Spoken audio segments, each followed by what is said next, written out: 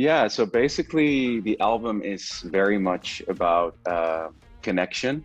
Yeah. So satellites stands for connecting, so reconnecting with yourself, with other people. I think the past year it's become more evident than ever that we really need that connection. Yeah. And yeah, I mean, like the whole album has been such a journey for me, and it's such a personal record. And it feels a little bit scary to put it out into the world because I feel like I'm giving birth to all my very personal babies. And now everybody's going to be able to listen to it. But I'm so proud of it. Well, the idea was to record everything in Los Angeles in the studio. I have an amazing team that I work with. But then the lockdown happened and I had to come back to Amsterdam. So funny enough, the other half of the album was recorded in my bedroom. So I recorded most of the vocals at home, and I don't know, like it's the same as Seven Layers in that sense, but it wasn't planned. But it also makes it very personal because I feel like, at home, I could say like in the middle of the night, I could think, oh, I think this is the right time to sing this song now, to record it. And then I just did it. So yeah, I hope that people will hear like how personal it is as well. Yeah, I mean, I think that's also like why I called it Satellites, the album, because, we're all just satellites. We're also very small parts on this world. We all go through the same things. We all feel the same things. And I think, for me, often I felt very alone or isolated in my feelings, where I thought, oh, am I the only person going through this? And then by sharing those feelings, you would notice that a lot of other people have that as well. And that brings connection. And I think that, the most interesting thing that has happened to me was like, it kind of started with Numb, like a year ago when that like started traveling all over the world. It was such a personal song, but so many people were sharing their stories with me, and that was so special because one man's story is probably the same story as a lot of other people. Yeah, I mean, like the funny thing is when I write music, when I write a song, I already know what I want it to sound like. So I know what kind of elements I want in there. I love the choir sound, so I just record myself many times. Okay. So a lot of people ask me like, how did you manage to record with the choir during the pandemic? And I'm like, well, that's just me. And I don't know, I see like every song I see kind of as a little movie, and I just try to find the right ingredients. And I really want to tell a story with every song, with every production, with the whole album. It's very important for me to create a world where people can really dive into and lose themselves into, because to me, music has always been my escape, from life, from hard things. It was always my moment where I could just, kind of close my eyes and just escape into the music. And that's what I really want with my music for people. Yeah. Okay. Yeah, I mean, for me, when I write music, I already have like sort of a visual, in my head. I kind of think in a scene already. So I often already know what the music video should be like. So for No Words, for example, it was very much a feeling where I was like, I feel like I'm underwater and I feel like I don't have a voice. And then I came up with the idea to shoot like in a water tank and I don't know if you've seen the video, like, that feeling of like, oh, why can I not speak? Why is nobody listening?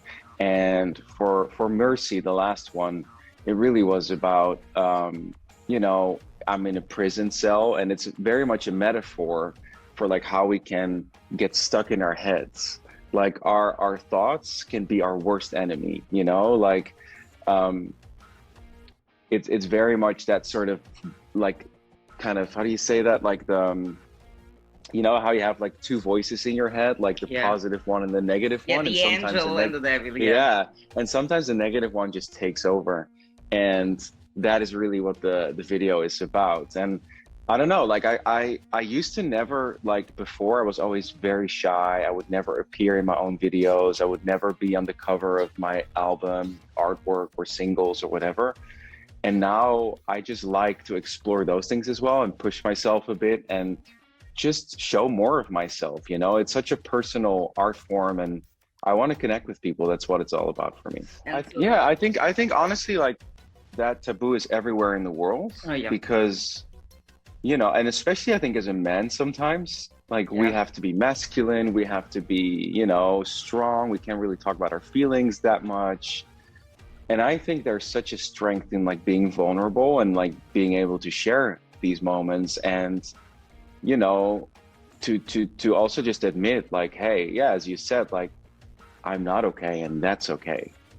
You know, and I think if we normalize that more and more, that you know, we will get to a much better place, all of us, because I think it's often when you feel, you know, when I was writing this album, and as you can tell, I was not in a great place.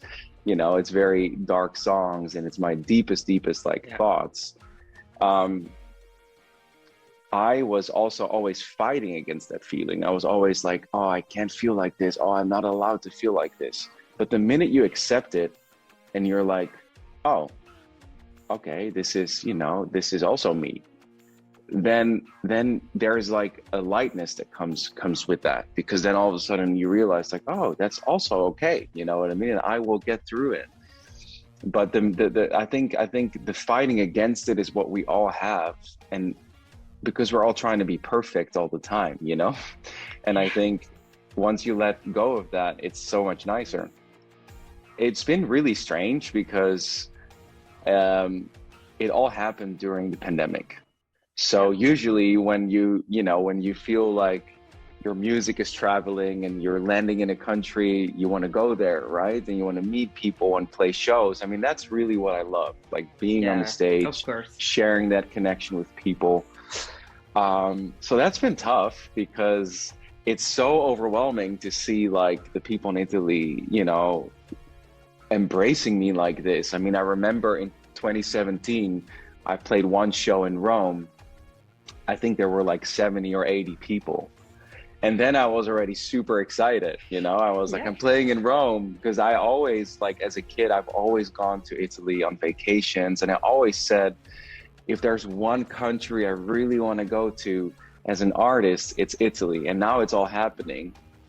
So it's been definitely like a little bit crazy to see that the past year, but just online and not really, you know what I Yeah. mean? Like I haven't felt it like physically.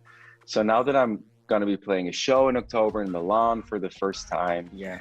it kind of starts to feel real. And look, the people have been incredible. Like the support that I've received, the amount of messages, it's really, yeah, I'm so grateful for that, and that for me was the highlight of last year. Like that's really at the end of the day what I live for, and you know, like like to be honest, like seeing my music pop up in charts and stuff is something that I had never expected because I never make music to score hits or to like, you know Yeah. what I mean, to like have success.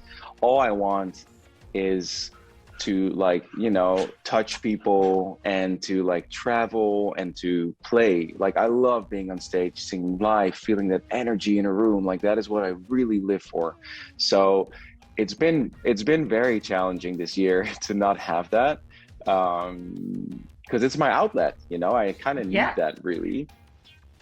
So I'm like, now that I know that it's happening in October, I'm just like only focusing on that, and I'm just gonna get ready so I'll be the best I've ever been on stage. Like that's all I can do right now.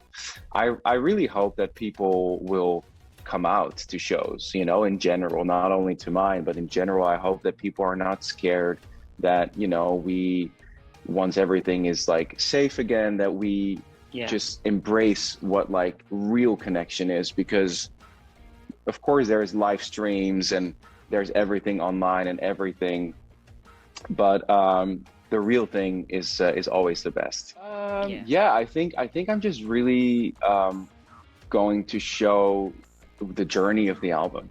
from the beginning to the end and really give people a look inside my head.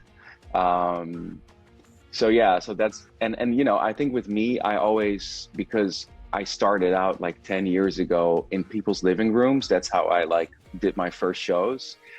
And my goal always, with even when I played stadium shows here in Holland, I always want to make it feel intimate and like a small show. So that's always my goal. So I hope that if someone walks out of my show, that he or she thinks, oh, this was very special and I really know him now. I feel that. I mean, you know, the thing is that at the end of the day, I never take it for granted that people are willing to spend a night with me. And, you know, that's really special. People drive, they book a hotel sometimes, they make so much effort to be, you know, to spend their night with me. So I always want to make it the best that I possibly can. And that's why I also like always after the show stay around and I talk to people. And I don't know, like, you know, at the end of the day, that's what it's about. I want people to leave and feel warm on the inside.